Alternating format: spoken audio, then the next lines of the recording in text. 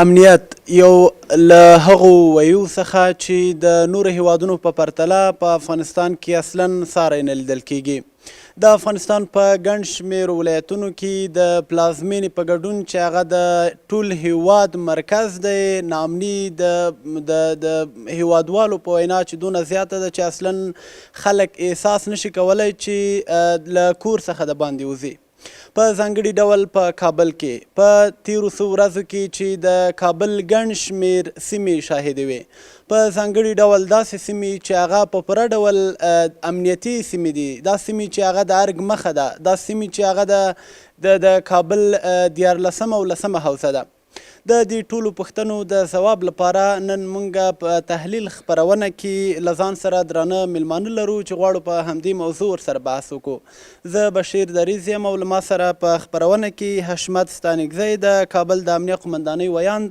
ښاغلی یوسف امین زازی پوځي شنونکی همداراز جنرال زلمی وردګ پوځي شنونکی او همداراز حکمت الله شهباز د پوهنتون استاد راسره میلمانه دي ښاغلی ستانکزی پیل بل تاسو څخه وکړو ولې ورځ تر بلې په کابل کې ناامني زیاتیږي د سلام وړاندې کولو تاسو زازي صاحب او جنرال صاحب ته او ټولو لیدونکو ته څرنګه چې تاسو په مقدمه کې هم ویلې کابل د ټول هیواد پلازمینه یا پایتخت دی او معمولا د نورو ولایتونو په پرتله په کابل کې د خلکو ګڼه ګوڼه د خلکو نفوس ډېر زیات دی یعنې هغه څه چې اټکل شوی امکان لري تر 15 میلیونه او له هغه څخه هم زیات واوسي او دا چې په زرګونه هیوادوال مو هره ورځ د کابل د بېلابېلو دروازو څخه کابل ښار ته راځي او دلته د خپلو کارونو د اجرا کولو لپاره یا هم بهر هر دلیل چې کابل ښار ته راننوځي د ارګ په ګډون په لسګونه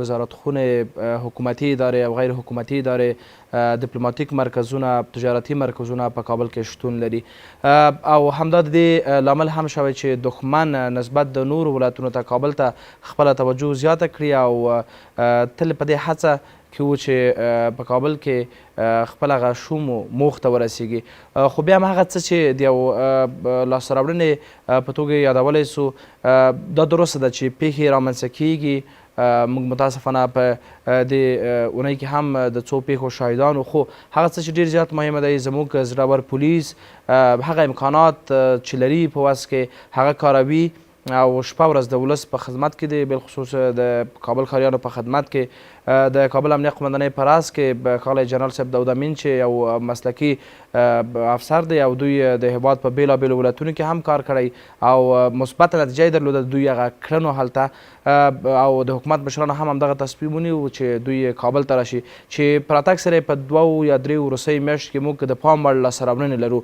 متاسفانه کله نه کله په ځینو رسنیو کې بالخصوص په ټولنیزو رسنیو کې هغه پیښې چې رامنځته کیږي هغو ته یو ډول بل انعکاس ورکول کیږي زه فکر کوم د یوې پیښې یا 2 پیښې په رامنځته کېدو سره د کابل د پولیسو د رهبرۍ او د ټولو منصبینو شجاعت زړورتیا او د دوی بېخوبیانې چې تېروي او کوم قربانیانې چې ورکوي دا باید تر پوښتنې لاندې لاړ نه سي موږ لاسته راوړنې هم په دې برخه کې لرو په دغه 2 وروستیو میاشتو کې مو څو ډلې ترهګریزې چې په کابل کې غوښتل ترهګریز بریدونه ترسره کړي د کابل ښار له بېلابېلو سیمو څخه نیولي دي همدارنګه د کابل په موسهي ولسوالۍ کې مو د وسلو یوه ستره زیرمه کشف کړې ده خو بیا هم دښمن دی او هڅه کوي چې د هر څه د ابزار په توګه استفاده وکړي او په کابل کې بریدونه ترسره کړي. دغه خبرې تر ډېره پورې تکراري نه دي بیا ځلې مو واورېدلې راځئ یو نوی بحث وکړو ستونزه چیرته ده آیا دښمن پیاوړی دی او که زموږ رهبري بالخصوص په ځانګړي ډول امنیتي رهبري کمزوري ده ستونزه چیرته ده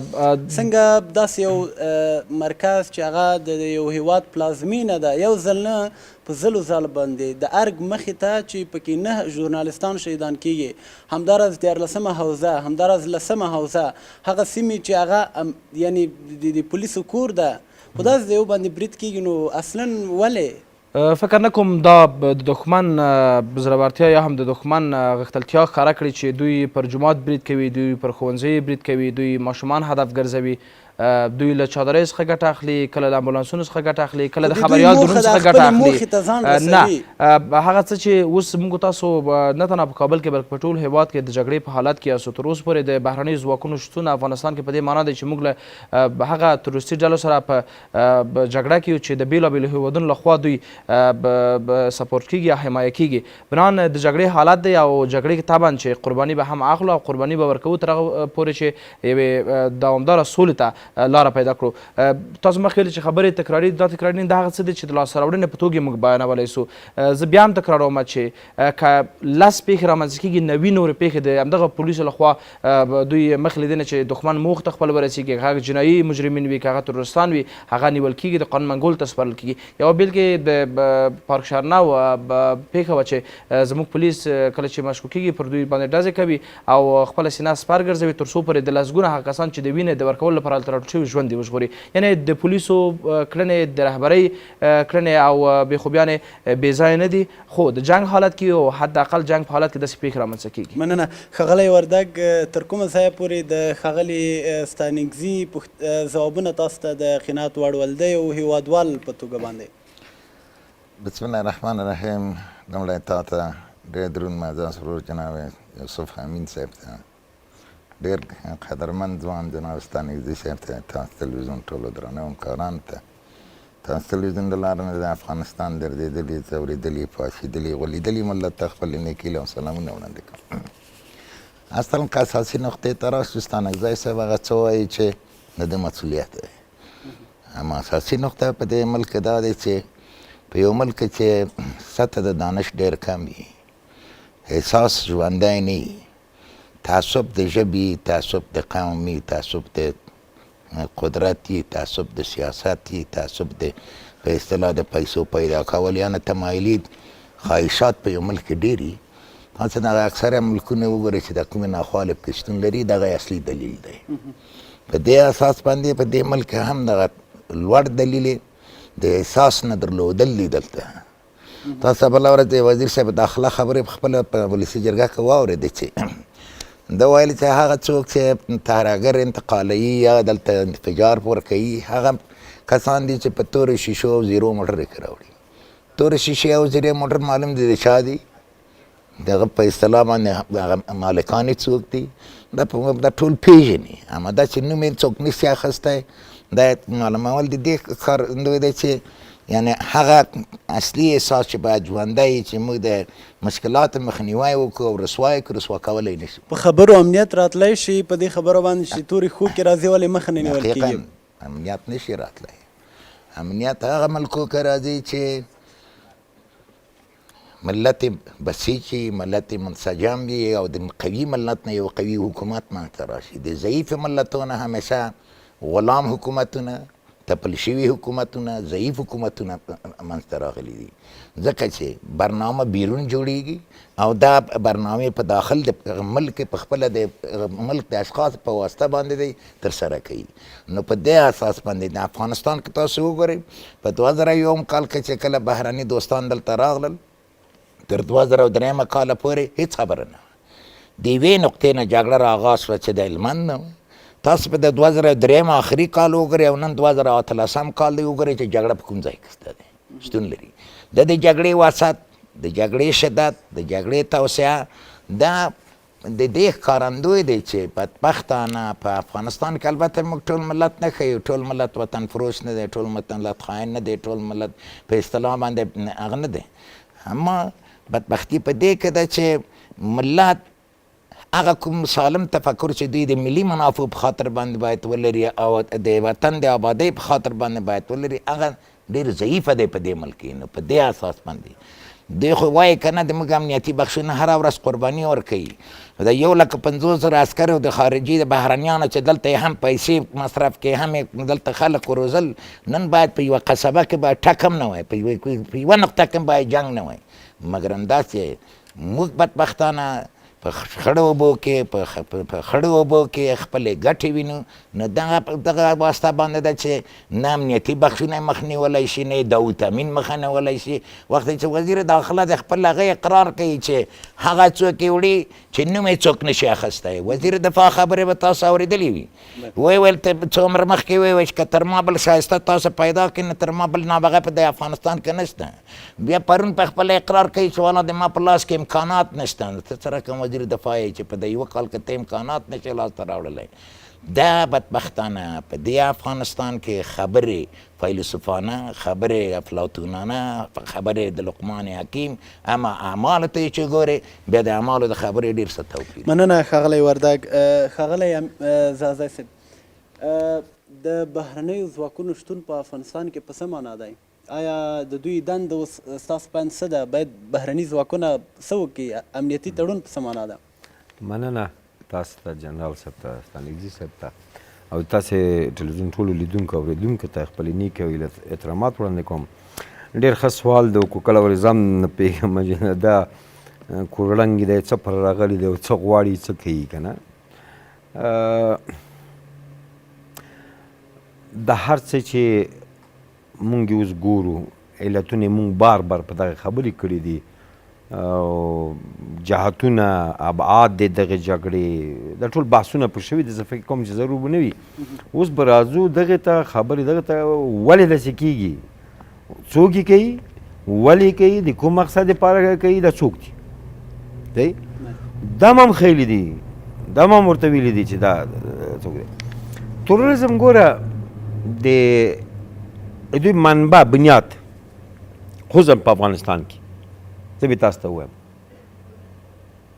تاسې ریسرچ وکړئ، پوښتنه وکړئ. اولین ترور دا خو د بندیانو دغه خرچې په حساب دغسې ترورونه چې شوي دي. د حفیظ الامین په وخت کې د امریکې سفیر ترور شو. یاداشت یې کوي، تحقیق وکړئ، پوښتنه وکړئ د ترور چا کړی و. بل دا جګړه د څه شي پایل ده؟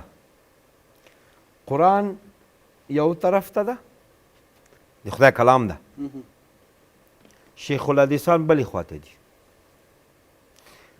نه د خدای ته ګوري، نه د قرآن ته ګوري چې ماته خدای څه وایي، قرآن څه وایي. جګړه د شیخ الحدیثانو په منځ کې ده.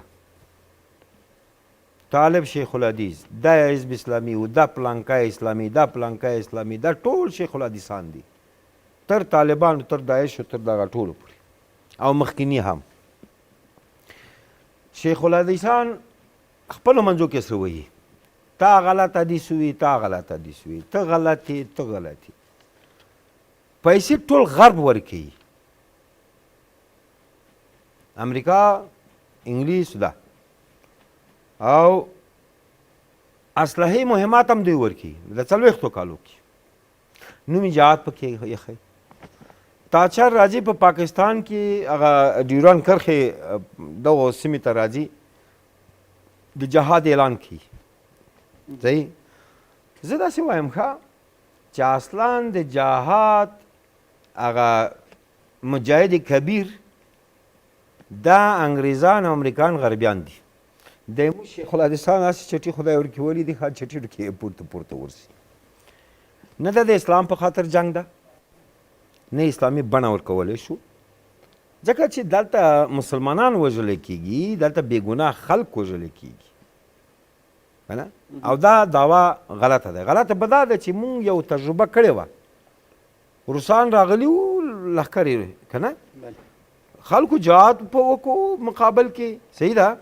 اوس تاسو خپله فکر وکړئ، روسان راغلل، افغانستان اشغال کړو، خلکو جهاد وکړو، روسان ووتل، ډاکټر صاحب نجیب 26 د دلوې د نجات ورځ اعلان کړه. یعنې روسانو سره مخامخ ورته ودرېدو. شیخ الحدیثان وایي چې نه، 8 دسمبر د ما د هغه ورځ ده. دی د افغانستان خلکو ګوره جهاد وکړو، روسان یې وباسل، خلاص شو. کومه ورځ وه؟ نجات ورځ. نه دا نه منم، 8 دسمبر د چون چپه ورځ، دا منم. ګورې دا یو ابعاد دی جګړې. د دغو نه جګړه خو دلته اوس دغه راځي آماده شوه، صحیح، آماده ده. ایران خپل داعش لري، ایران خپل طالب لري، په افغانستان کې بله ایران خپله هغه خبره مجاهدین هم درلودل، پاکستان خپل لري، روس خپل لري. روس د مجاهدین لرل، ام القاعده لرل. یوه لنډه دمه اخلو بیا به دې خبرو ته دوام ورکړئ. قدرمن دوستانو لنډه دمه اخلو بیا هم له موږ سره پاتې شئ.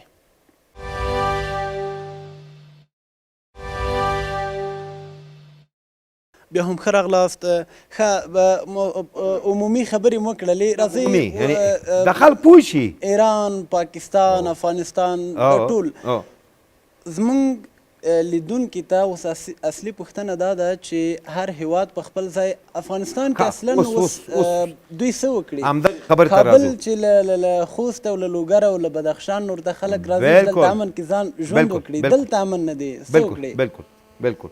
اوس راځو په اوسني وضعیت باندې. ناټو، امریکا او بینالمللي ټولنه شته که نه هلته؟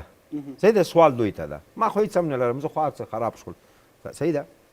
سوال دوی ته ده او وایي حریم د تا په لاس کې، د منځکې تا په لاس کې، ټول مسایل تا په لاس کې، تیل تا په لاس کې، پیسې تا په لاس کې، راکېټونه تا په لاس کې، رادار د کشفي د استخبارات دغه لوی قدرتونه چې دوی دا کوي چې داسې په شب پر نه شي ویلی، دا یې تا په لاس کې. دا چې د کوم نه راځي؟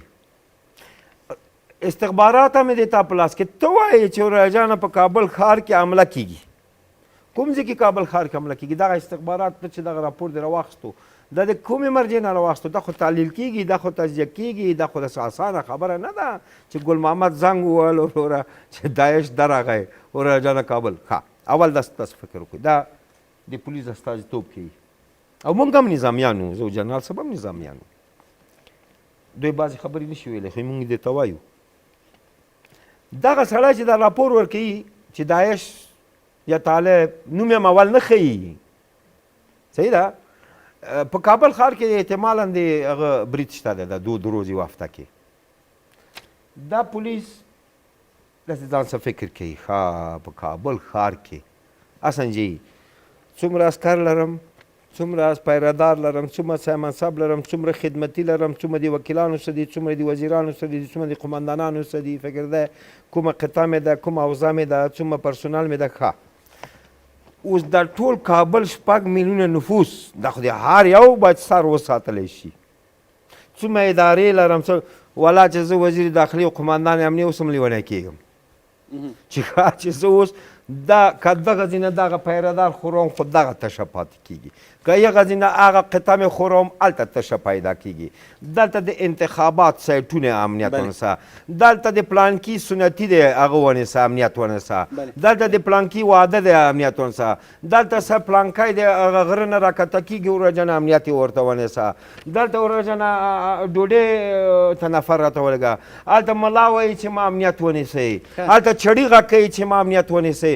اوروره دا پریانې ونیسي په کوم په تش لاس نیولی کېږي امنیت د کابل ښار. نړۍ په څه ډول باندې کوي؟ هند میلیونونه وګړي لري، امنیت یې بله. اوس دلته راځم، ګڼ شمېر نور هېوادونه کابل یا افغانستان په عموم کې 30 میلیونه وګړي تا لري. په نړۍ کې به داسې خلک هم نه لري، داسې ویده خلک، داسې ویده خلک بیا ته نه لري. دلته ازبک، تاجک په نوم، هزاره په نوم، افغان په نوم. اوروره نه په افغانستان کې نه قوم دي، ته خپل معلومات لري، هلته په سلګونه قومونه دي یا په سلګونه احساس پکې ده. دلته د وطن کې وطن په مورد کې چا کې احساس نشته. دلته څه شي زه طالب یم احساس والا یم، زه داعش یم احساس والا یم، زه جمعیته یم احساس والا یم. افغانستان یې په ویره کړې ده خو تباه خو د همدغو کړو. زه مثال خلقه یم چې جنرال صاحب نه هم بده ونه لګي کوي چې دغه ټول مجاهدین دې یاد کړو، خلقه یم پرچم یاد نه کړل که نه. زه پرچمه یم ورجنه فکر دی ده وطن احساس چا سره ده؟ وطن د احساس. اوس ګوره مونږ داسې وایو پخواني رژیمونه وو، هر ټاپې چې تاسو به لګوئ د وطن احساس ورسره و. دا انتیاري کېدلی شوې. مننه ښاغلی زازی. ښاغلی ستانکزی، رښتیا هم دغه جګړه لکه څنګه چې زازي صاحب یادونه وکړله چې تر ډیره پورې د قومونو ترمنځ نشتوالی یا په افغانستان کې د افغانستان د وګړو احساس نشتون رښتیا هم د دې لامل دی؟ زه فقط د کابل د پولیسو په اساستوب خبرې کوم او د زازي صاحب خبرې ځکه تاییدوم چې تاسو مخکې اشاره وکړه چې د هند یا د نورو هیوادونو افغانستان کې 4 لسیز جګړې تېرې شوي دي، اوس هم دغه 2 لسیزې متواتره موږ جګړې په حالت کې یو. هغه همداسې یو جګړه چې نااعلان شوې جګړه ده او تر اوسه پورې مشخصا هغه دښمن معلوم نه ده. ځینې ډلې مشخصې دي چې نومونه یې اخیستل کېږي هره ورځ، اما د دغو ډلو په منځ کې نورې ډلګۍ دي او یعنې موږ اصلا پوه نه شولو چې که موخه یا دښمن پولیس وي خو باید پولیس هدف وګرځوي، که موخه یا دښمن بهرني ځواکونه باید بهرني ځواکونه هدف وګرځوي. اما دلته جومات هدف ګرځول کېږي، دلته مکتب هدف ګرځول کېږي، دلته ماشومان هدف ګرځول کېږي، دلته روغتون هدف ګرځول کېږي. دغه څه دي چې موږ هغه کمیت چې د پولیسو لرو، هغه امکانات چې د پولیسو لرو، تر اوسه پورې د کابل ښار ته چې یو ځل وګورو امکان لري دا د 9 میلیون یا حداقل د 1 میلیون کسانو لپاره جوړ شوی وي. اوس شاوخوا 15 میلیون نفوس ژوند کوي، 80 سلنه اخوا کورونه غیر پلاني کورونه دي، پاسپورت صاحبي نه لرو، نور ستونزې مشکلات هم شته. دلته پولیس یوه برخه ده د امنیت تامینولو لپاره. موږ څنګه چې زاهد صاحب اشاره وکړه دلته نور امنیتي ادارې لرو. زه نه غواړم چې هدف په دوی باندې پړه واچوم، اما نور امنیتي ادارې هم دلته زموږ سره یو ځای مسؤلیت لري، کشفي وي استخباراتي ادارې چې د امنیت په تامینولو کې له موږ سره مرسته وکړي، دقیق هغه پلانونه یا تهدیدونه چې دي له موږ سره شریک کړي، چې بیا هم د یادولو وړ ده چې زموږ امنیتي او کشفي استخباراتي ادارې نورې هم خوشبختانه ښې لاسته راوړنې لري، خو په مجموع کې ستونزه شته او موږ د جګړې حالت کې او دغه جګړه ده چې هره ورځ زموږ څخه قرباني اخلي. مننه. ښاغلي حکمت الله شهباز د کابل پوهنتون استاد ته ښه راغلاست، ستړي مه شئ، ښه راغلاست. ښاغلی شهباز، د امنیت د ټینګښت په تړاو باندې دغه ویناوې چې نن سبا یې تاسو اورئ د کورنیو چارو وزیر، د امنیت قمندان، د پولیسو ویان، همداراز د ټولو امنیتي له ولسمشر نه شروع تر واړه پورې تر کومه ځایه پورې تاسو ته د منلو وړ دی؟ بسم الله الرحمن الرحیم. سلام قدرمنو میلمنو ته، د افغانستان با عزت ملت ته، ستاسو ته اول خو بخښنه غواړم چې لږ ترافیکي مشکل و، ناوخته راورسېدو. دویم دا چې د افغانستان د ټولو شهداو روحونو ته دعا کوو او مجروحینو ته د الله له درباره عاجله شفا غواړو. په ټوله کې د افغانستان وضعیت درسته ده څه ناڅه به د اندېښنې وړ وي. ستونزې لرو، مشکلات لرو، امنیتي پیښې زیاتېږي، دښمن مو آرام نه کینی. د سیمې استخبارات په افغانستان کې په فعاله کچه باندې خپل ترهګریزو فعالیتونو ته ادامه ورکوي. اما په د دې سره سره موږ د افغانستان د وسلوال پوځ د هغوی د تګلارې او کوم فعالیتونه چې تر ننه ترسره کړي دغه هم موږ ته د منلو وړ دي، د افغانستان خلکو ته د منلو وړ دي. موږ داسې یو هیواد نه یو چې له جنګ راوتی هیواد واوسو. موږ په حالت د جنګ کې یو او د سیمې استخبارات دلته خپل اهداف لري. هغو اهدافو ته د رسیدو په خاطر باندې په هر نوع فشار په افغانستان باندې راولي. همدا اوس پاکستان آماده دی دې ته چې د افغانستان د خلکو، د افغانستان د ولس اذهان مغشوش کړي او د حکومت او د خلکو ترمنځ واټن لا زیات کړي. له شک پرته چې ستونزې او مشکلات شته، اما د ستونزو او د مشکلاتو د حل پر خاطر باندې د مونږ هیله او خواهش د افغانستان د خلکو نه دغه دی که چیرته مونږ په سیاسي بحثو کې مشران عزیزان او د خلکو ته د منلو وړ څیرې خبرې کوي، نظریات پخش کوي، دا نظریات د افغانستان پر ټولو خلکو باندې مثبت او منفي بدلون اغیزه رامنځته کوي. دلته مشران ناست دي، مختلفو بخشو ته باید اشاره کړې وي. له شک پرته چې موږ په یو داسې ګذر په حالت کې یو.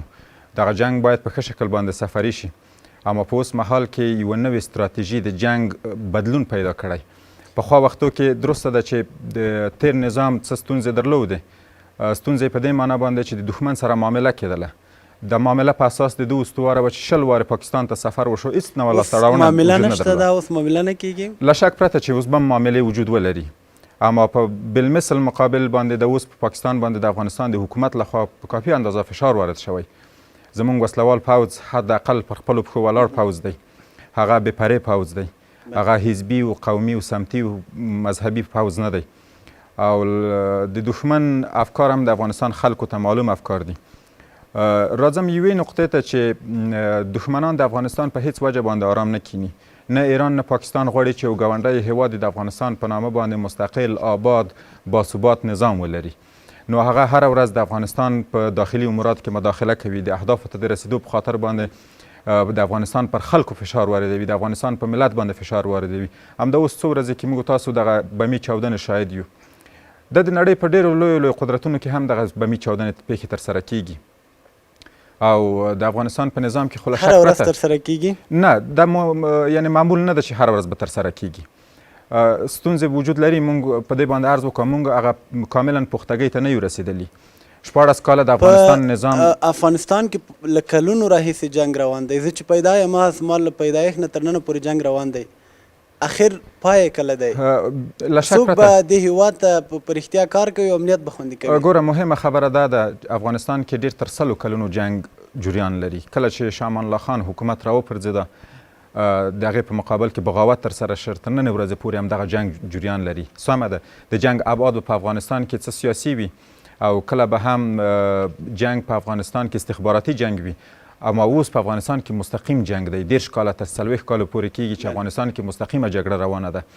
په همدغه مستقیمه جګړې کې د کله نه چې د افغانستان هغه اساسي قانون تصویب شو مونږ وکولی شوی وسلوال پوځ نظام را تشکیل کو او موقته اداره رامنځته شوه.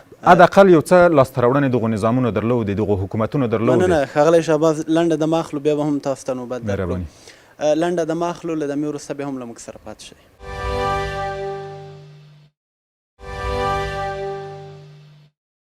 بیا هم ښه راغلاست قدرمن دوستانو. د تحلیل خپرونه دوام لري او موږ سره په خپرونه کې پوځي شنونکي او همداراز د کابل امنیه قمندانۍ ویاند او د پوهنتون استاد میلمه دی.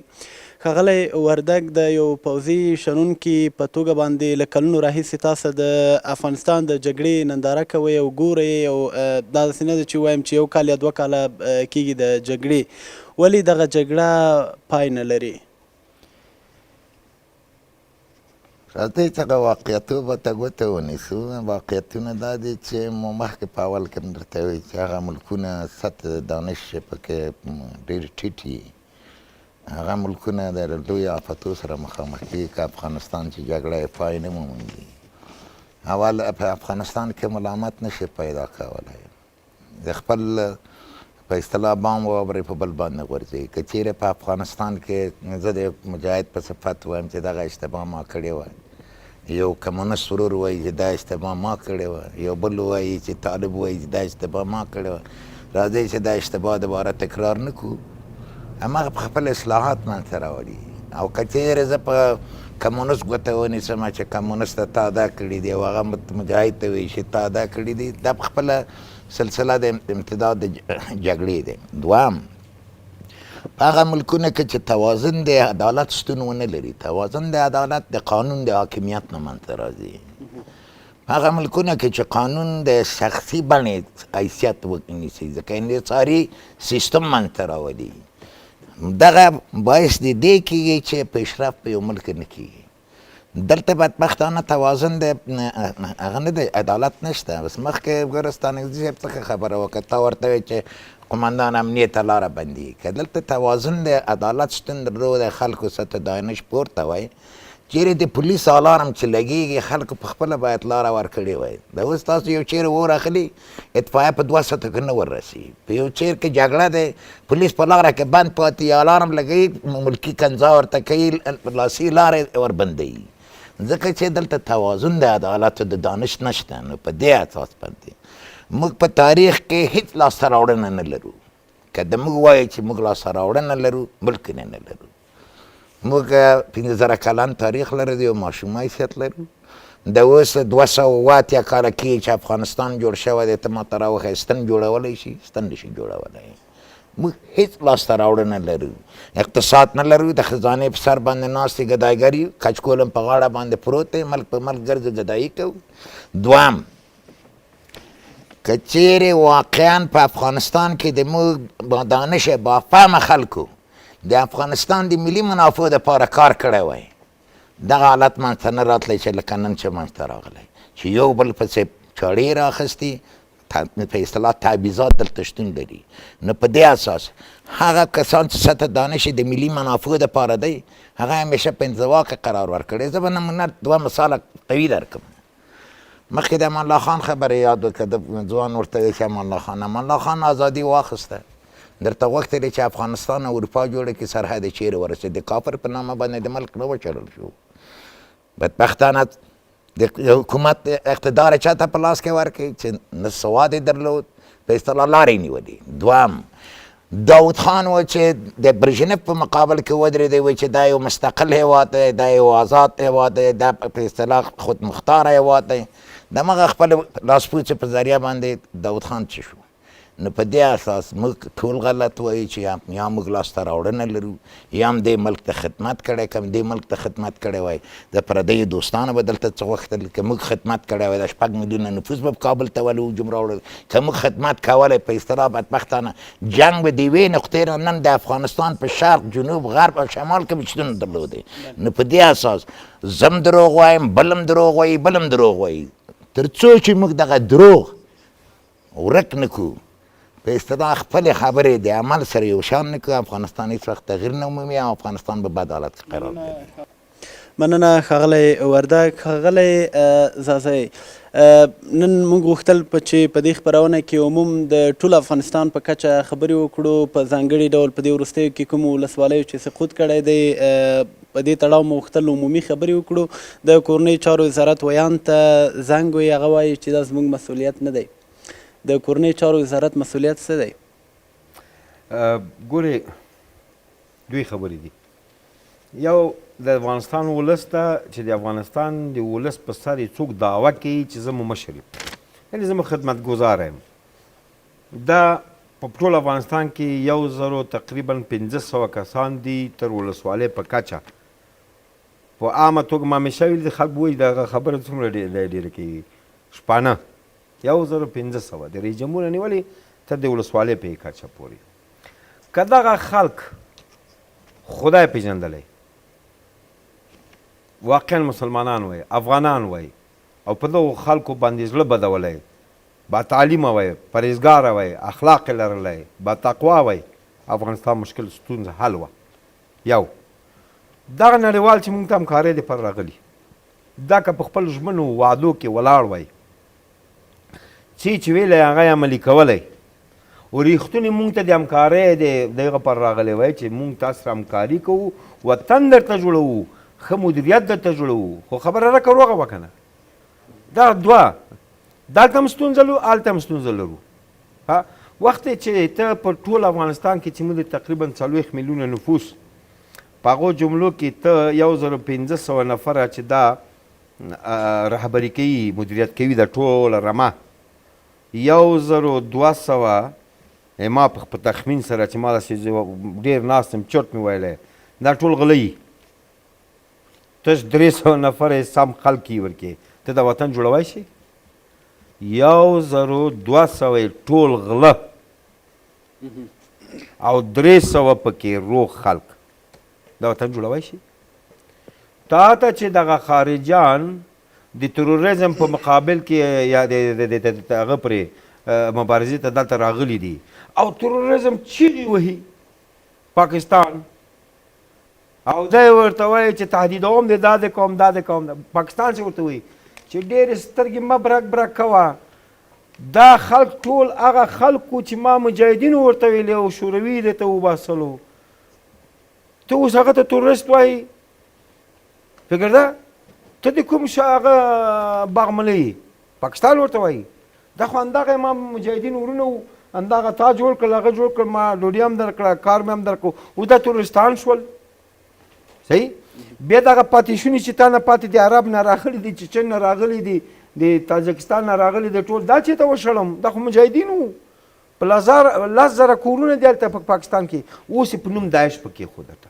زه داسې وایم دغه څوک چې تا ته راپور درکوي چې نن انتحاري حمله کېږي، دا پوهېږي چې دا څوک انتحاري حمله کوي، دی پوهېږي چې دا د کوم ځای نه راځي، دی پوهېږي چې چېرته یې کوي.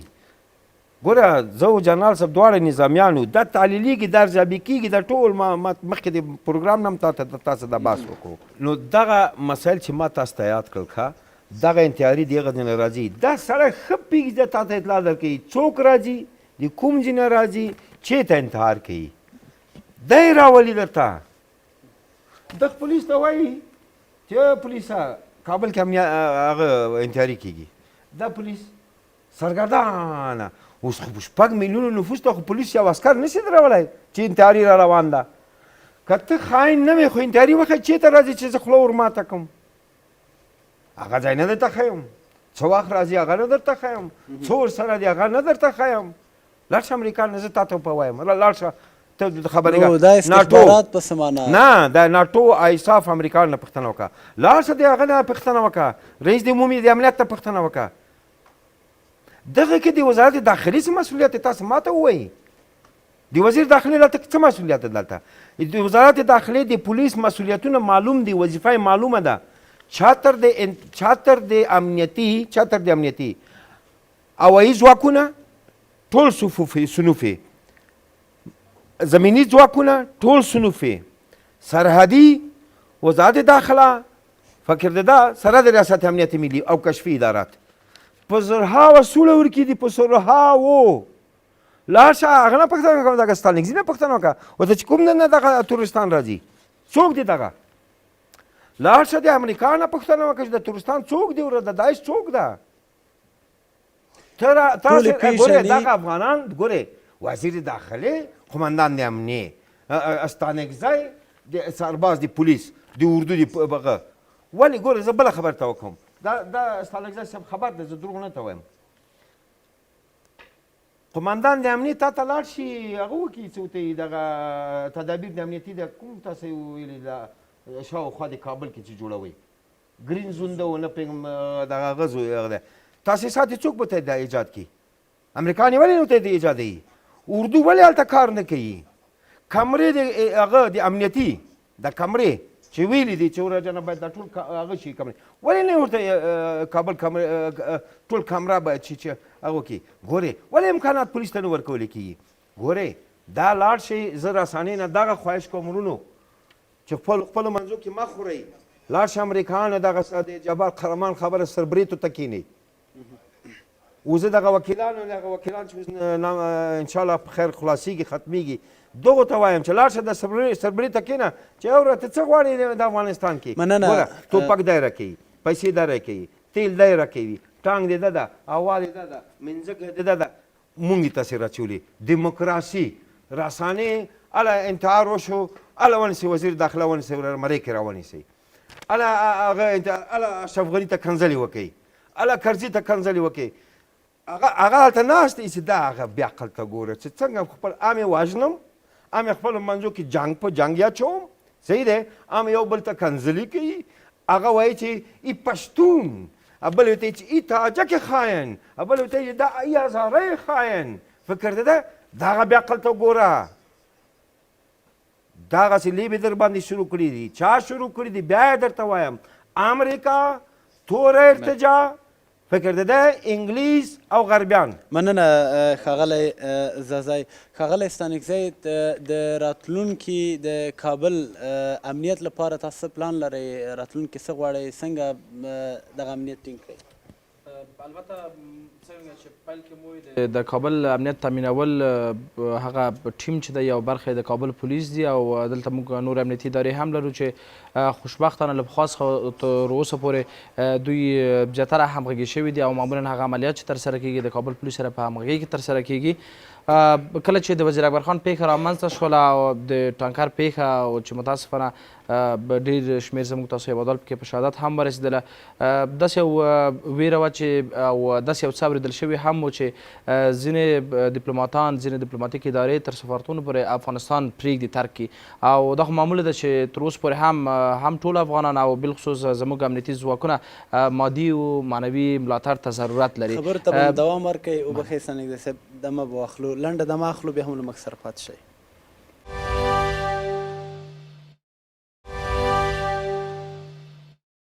بیا هم ښه راغلاست ښاغلی ستانکزی مهرباني څنګه چې د مخکې مو ویلې کله چې دغه پیښه رامنځته شوله دغه ویره موجوده وه او په همدې لپاره د حکومت مشرۍ او د امنیتي ادارو رهبرۍ دغه تصمیم ونیو چې یو ساحه مشخصه کړي، بالخصوص هغه سیمو کې چې ډیپلوماتیک ادارې سفارتخونې دي او د ګرین زون په نامه یې ونوموي، چې تر ډېره بریده پورې دغه سیمې ته د لوړ توناژ لرونکو موټرو تګ راتګ منع سو چې مثبت تاثیرات یې درلودل او موږ وتوانېدو په همدغه پلان سره ډېری بریدونه مخ هم ونیسو. خو متاسفانه بیا مو هم ولیدل چې دښمن له بل تکتیک څخه د خبرنګار په جامه کې د کمرې سره پیاده د موټرسایکل څخه په ګټه اخیستنې دغو سیمو ته زه د پولیسو په اساسیتوب خبرې کوم. دا کیدای شي له هغوی څخه پوښتنه وشي. مشکل دغه ده چې تاسو له هغو سره په اړیکه کې د تاسو ټول یو په اړیکه کې یاست او د هغوی ډېری موضوعات موږ ته نه دي معلوم. کیدای شي د هغوی استازی هم دلته وایي دا به ښه. نو دغه پېښې رامنځته شولې. خو په ټوله کې څنګه چې تاسو پوښتنه وکړه د کابل د امنیت لپاره د لا ټینګښت لپاره نوي پلانونه تر لاس لاندې دي او کیدای شي په هغه سیمو کې چې هلته امکان د دې لري چې تهدید موجود واوسي، په ځینو پیاده روونو کې هم هلته تلاشۍ وګمارل سي او هغه افراد چې مشکوک دي هغوی وپلټل شي. پلانونه شته دي، خو هغه څه چې ډېر زیات مهمه دی د خلکو مرسته، د ولسي جرګې د غړو مرسته، همدارنګه د رسنیو مرسته، هغه څه دي چې کولی شي دغه ټول آباد ټول کړو او یو پیاوړی پلان ولرو تر څو پورې د دغسې ورته پیښو که 100% کې مخنیوی نه کړي، حداقل نسبي مخنیوی وکړو. مننه ښاغلی ستانکزی. ښاغلی شهباز، بیا هم په همدې باور وکړو چې افغانستان دی او جګړه پکې روانه ده او باید دوامداره اوسي. که کومه حل لاره به هم ورته لټول کېږي، دغه جګړه به هم پای ته رسېږي او که به همداسې دوامداره په جګړه کې ژوند کوو. مهمه دغه ده چې د افغانستان په حکومت او د افغانستان په خلکو پورې اړه لري چې څنګه دوی د خپل آینده په راتلونکي په رابطه باندې تصمیم نیسي. دلته خو د کلونو نه را په دې خوا باندې جګړه روانه ده. د جګړې د ختمېدو په خاطر باندې مختلف ابعادو ته توجه کړل پکار دي. لومړی دا چې موږ امنیتي پیمانونه د نړیوالې ټولنې سره لرو. نړیواله ټولنه په افغانستان کې مصممه ده چې د افغانستان د خلکو د بقا د حیات په خاطر باندې جدي اقدام ترسره کړي. دویم دا چې ګوره پاکستان په متواتر شکل په افغانستان باندې راکټ فایر کوي. په دې عرصه کې موږ د امریکې سره پیمان لرو چې په هغه پیمان کې په واضح شکل ذکر شوي چې که چېرته د بهرني هیواد لخوا نه په افغانستان باندې تعرض کیږي او خارجیان به د افغانستان نه حمایت اعلان کوي. تر اوسه پورې په امریکې باندې د امریکې لخوا سمه ده چې په پاکستان باندې یو څه سیاسي فشار راغلی، اما په ټوله کې د پای ټکی نه دی ورته ایښودل شوی. تاسو له امنیتي تړون څخه څه اغز لرئ؟ هغه تړون چې موږ له امریکا سره د ولسمشر غني په لومړي راتګ سره لاسلیک کړ. زه همدغه موضوع ته ما متوجه شوم او اشاره مې ورته وکړه. راځو دې ته چې څنګه کولی شو د جنګ پای ومومي. دلته د سیمې استخبارات کار کوي. د افغانستان جګړه د طالب جګړه نه ده، د تروریست جګړه نه ده او د افغانستان په سطح باندې جګړه نه ده. دلته د نړۍ د برقدرتونو جګړه ده او د پخوا نه جریان درلوده او دا به نور هم جریان ولري. د سولې دروازه د مخالفینو په مخ باندې خلاصه ده. د افغانستان حکومت په ټول قدرت او توانایي باندې لګیا دی چې د خلکو دپاره د هوساینې بساینې زمینه برابره کړي. اما دا چې څنګه موږ پاتې راځو، دا راځي د افغانستان پر حکومت باندې راڅرخېږي. دلته استخباراتي ادارې شتون لري، اما د استخباراتي ادارو کې هم شاید لږ څه ستونزې او مشکلات ولرو. موږ په هغو کافي اندازه باید تجهیز نه و چې یو ترهګر تروریست تر خپل لباس لاندې د مواد منفجره انتقالوي، هغه تشخیص شي. کابل 9 میلیونه تقریبا 9 میلیونه نفوس لري او وروسته تر کابل نه د افغانستان په نورو ولایتونو کې موږ تاسو تر اوسه پورې په کافي اندازه په خپلو سرحداتو باندې حاکمیت نه لرو. مننه ښاغلی شهباز. ښاغلی وردګ، اوس حل لاره څه ده تر څو دغه جګړه خو په هر صورت حد اقل امنیت خوندي سي؟ تر څو چې موږ بنیادي تهداب پوخ نه کړو او په اصطلاح باندې تغییرات بنیادی منځته رانولو، هر نظام چې تهداب یې خام وي هغه خپله سر ته نه رسي، معراج ته نه رسي، رانړېږي. نو په دې حساب د تهداب پخولو دپاره هغه قوي معمارانو ته ضرورت دی چې په اصطلاح قوي تهداب منځته راسي چې راتلونکی انتخابات په مخ کې دی او د انتخاباتو دپاره د افغانستان خلک باید برخه واخلي. هڅه کسان به اول ولسي جرګې ته راولي چې هغه واقعا د دې شایستګي او لیاقت ولري، چې علمیت باید ولري چې دوی وکولی شي چې هم قانون جوړ کړي، هم نظارت په حکومت باندې ولري. مننه ښاغلی. او دویمه اجازه راکړئ که نه، دویمه سلسله انتخابات د ریاست جمهوري ده. هغه کې داسې نشي چې بیا هم جانکیري راشي لکه نفري غوندې د خلکو لاس پورته کړي او قدرت تقسیم کړي. نو نه د خلکو مسؤلیت دی چې تعداد هم پخولی شي، تغییرات هم راوستلی شي، او که چیرې خلک په همدې شکل باندې لکه پخوا چې ویده ویده وي، نه به تهداب جوړ کړي، نه به نظام قوي نظام وي، او همدا سلسله به دوام لري. مننه ښاغلی وردګ. ښاغلی ځاځی په لنډو ټکو که تاسو هم حل لاره باندې خبرې وکړئ نو ښه به شي. وردګ صاحب اوس خو هغه د تذکرې خلک خرڅوي په همدې ده تعداد باندې اوس ډېر کوږ روان ده فکر ده او کاندیدان یې اخلي. زه یوه عرض وکړم، ګورې د امنیتي ادارو بنسټ چې وخت کېښودلو دا نااهلو کسانو کېښودو، دغه قومي ژبنیز مسایلو باندې مصروفه خلکو کېښودو. غلطي اشتباه د هغه ځینه ده. دویمه خبره دا ده چې دوی نه ژمن وو ورته، نه دا اصلاحاتو ته ضرورت لري. لکه چې تعداد صحیح شو، که چېرته سمه ولسي جرګه راغله بیا به دا ولسي جرګه تصمیم نیسي انشاءالله په برخه ده، هغه به د حکومت سکیني په دغو امنیتي ادارو باندې به بحث وکړي انشاءالله. بله خبره دا ده د موږ د هېواد دپاره ما خو ته وایي چې دا خلک درته ښیم. اوس خلک دغه ته تو خدای چې دا خلک یو تذکره نشي اخیستی، صحیح ځان نشي ثبتولی، پلمې د خدای دی پلمې کوه، طالبان مې وژني او هره ورځ دې وژني، خدای دې غر که. طالبان دې ولې وژني؟ ته خو د امریکا هغه خو ځان ته نه تعینوي نماینده یا استازی، ته خو د ولس استازی لکه د کلي مشر. ته طالب ته دومره څه نشي ویلی، ګوره ډارن سړی، صحیح ده. ښه بله خبره تذکره نشم اخیستی، رایه نشم ورکولی، دا نشم کولی، دا نشم کولی، ما ته یې راکوئ، ما ته یې راکوئ. بله خبره دا ډېره غلطه خبره ده. ګوره معین امنیتي ولا نتانست، وزیر داخله ولا نتانست، پکتیاوال نتانست، شمالیوال نتانست. دلته نتانست دلته ده چې خاین څوک ده، رشوت خور څوک ده، قصرونه چا جوړ کړي دي، چور څوک کوي، چپاول څوک کوي. ګوره نتانست خبر دلته نشته. نتانست خو څه نشته، په څه شي سره په څه شي جوړوي ته، که نه امکانات دي چیرته دي. اوس دغه هیله مې دا ده حل لاره تاسې د رسانۍ نه، بیا تاسې رسانۍ نه غږ کوم په نور رسانۍ باندې ورشئ که نه، دا ناټو سم کښېنئ یا یې مونږ ته حاضر کوي. ته خو نشو غږېدی دغو رسانۍ سره، زه پوهېږم ناټو سره ته چېرته غږېدی شو، ته خو دغه سوالونه کوې. زه صحیح مسلکي سوالونه ته نه کوم، وایي دغه استخباراتو په باره کې زه پوښتنه ته نه کوم، مسلکي پوښتنه ته نه کوم چې دغه معلومات ته څنګه کوي. وروره راځه چې زه تا کینو. مننه ښاغلی. دغه مسایل دي افغانانو بیا هیله ده نه کوم. تاسې ګوره خپله منځو کې چولې وي. معین امنیتي مثال د هزاره ورونوم دی ولا نتانست، وزیر صاحب د پنجشیر دی ولا نتانست، قمندان امنیه د پکتیا دی ولا نتانست، وره امان الله خان نتانست. فکر دې دا ټول. بله یو سوال بله درنه کوم، یو سوال بحث کول دغه داعش که تو اوس دلته لاسته درشي سر مرته وایي که نه وایي؟ وایي که نه وایي؟ نه زه وایي که نه جنرال صاحب؟ په کابل کې د خراسان غږ درته کوي، هغه هم خراسان غږ کوي، دا هم خراسان. د خراسان ته څه نه وایي؟ په یو خراسان اخته دي، دا دواړه خراسان دي. دا انتیاري کیدای شي د خراسان راوړي وي. داسې د هغو نه هم پوښتنه وکوي.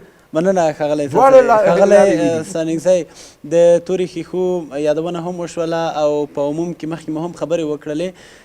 د تورې ښیښو په تړاو څه کړنلار لرئ؟ آیا رښتیا هم تاسو د ولسمشر له موټر څخه شروع تر د یو عادي موټر پورې هوډ لرئ چې د ټولو ښیښې پای کوي او که یوازې د خلکو موټرو پورې تړلی؟ هغه څه چې د کلونو را په دې خوا دغه عملیات پیل شوي دي او د پولیسو د روتینو او روزمره وظایفو څخه دي، د پخوا پرتله په یعنې نسبي ډول باندې د تورې ښیښو موټر کارول یو څه کم شوي دي، خو بیا هم دا ستونزه جریان لري.